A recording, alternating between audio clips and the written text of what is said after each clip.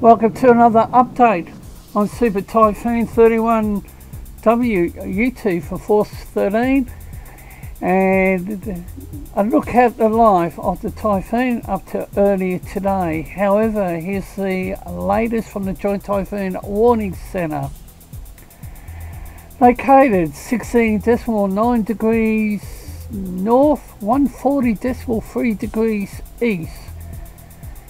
Maximum sustained winds 130 knots, gusting 160. Here's the latest Joint Typhoon Warning Centre's track.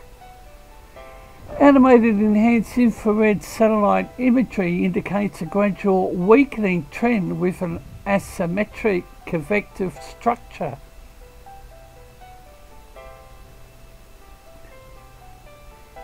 However, recent infrared shows a redeveloping irregular eye.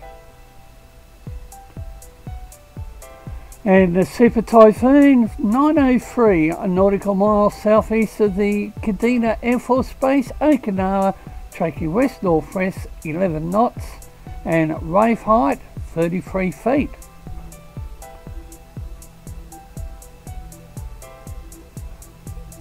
This weakening trend is primarily associated with an eyewall replacement cycle which appears to have now completed, as evident in a 91 gigahertz image.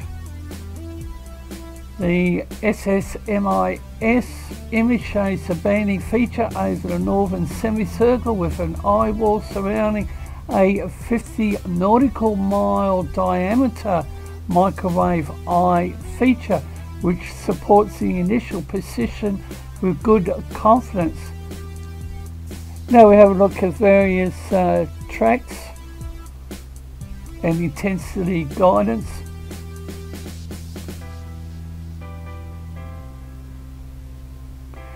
The Super Typhoon is tracking west-northwest along the southwest periphery of a deep subtropical ridge positioned to the northeast, with a break in the steering ridge located south of Honshu, north of the system, associated with a broad, weak mid-latitude short-wave trough.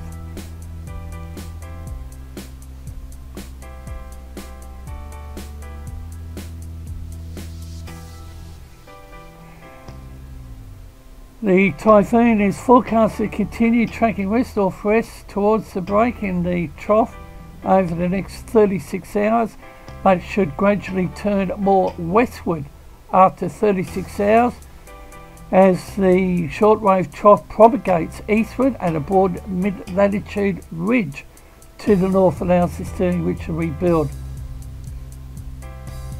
Now here's a look at the NOAA floaters.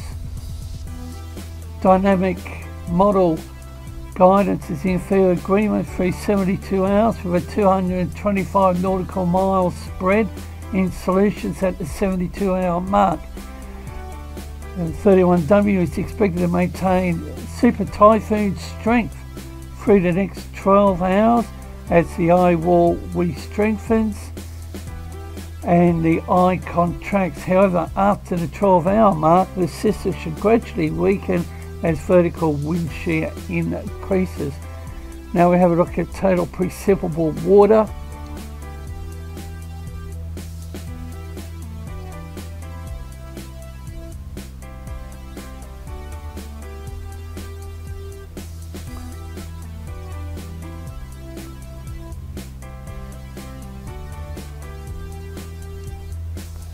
The 24-hour shear tendency.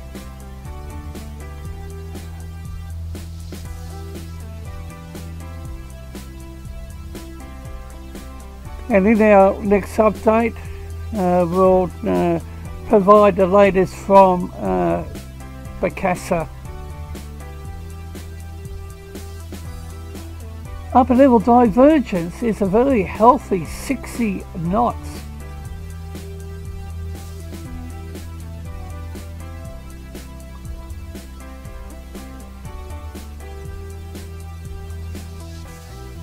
And what's the wind shear doing?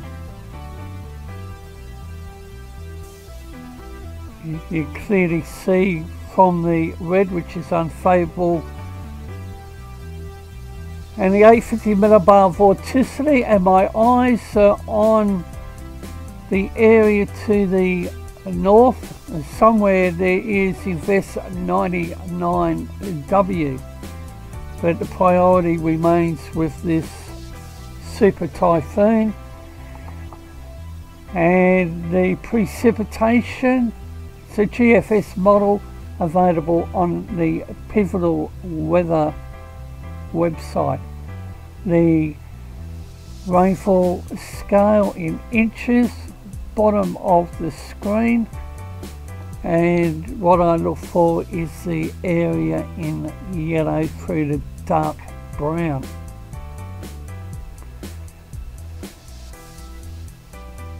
Another look at the HWRF model, followed by the GFS, and 2 tracks on the Super Typhoon available on the Tropical Tidbits website.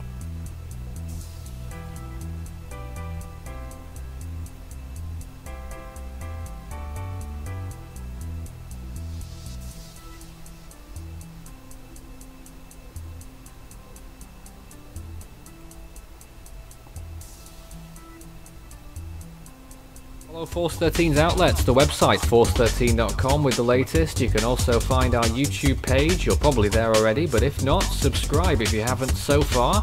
You can also find our Facebook page, Force 13 all in text, and it's at Force 13 on Twitter if you'd like to get in touch with us on there.